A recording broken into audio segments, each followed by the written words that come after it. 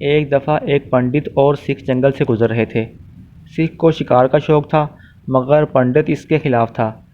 پنڈت نے سکھ کو تنبیہ کی کہ اگر تم نے کسی جانور کو مارا تو تم پر دیوتاؤں کا قہر نازل ہوگا۔ سکھ نے پنڈت کی بات سنی انسنی کر دی اور ایک جگہ ہرن کو دیکھ کر اس پر گولی چلا دی، مگر گولی ہرن کو لگنے کی بجائے ایک گیدڑ کو لگ گئی۔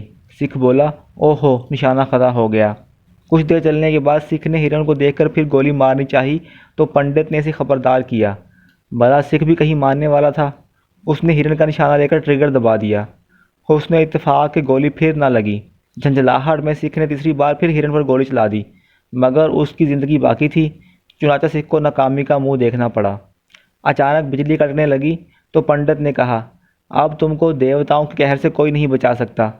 گھن گرج کے ساتھ شدید دھماکے سے آسمانی بجلی زمین پر گری اور پنڈت اس کی زد میں آ کر ہلاک ہو گیا۔ اوپر سے ایک آواز سنائی دی، اوہو، ہمارا نشانہ بھی خطا ہو گیا۔